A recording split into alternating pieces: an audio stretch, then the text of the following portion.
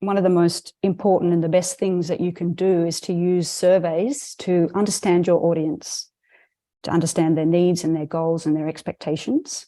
So surveying is a really great thing to do. You might do that via your intake form, or just do some market research. And this can really help to shape your content so that it's really tailored to meet your students' goals. But so why do beginners want to take a course? Well, again, there's so many reasons.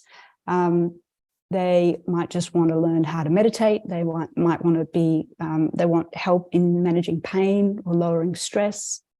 They might want to improve their relationships, develop compassion and empathy.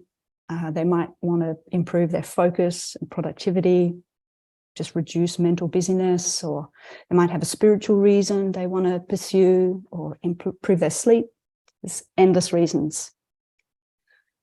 So I'm going to throw it over to you guys now and just invite you to maybe share in the chat if you wish. Just why do you want to design a course? What is your why?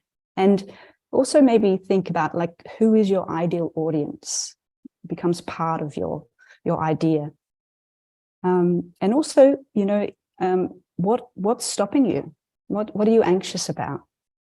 So if anyone wants to just share in the chat what your why is, or who you'd like to teach, or what might be stopping you, we can share and see what the community is thinking about. And while you're doing that, I'll just also offer that, you know, this can be a great thing to journal about in your own time, just to really kind of flesh out, you know, what it is that you want to offer. You might ask yourself some questions like, you know, what do I want to teach? What skills or qualities? You know, who is my audience? Who's my ideal audience? What am I passionate about? Maybe even using your own journey as a guide. You know, what did you face as a beginner? What would you like to help others with?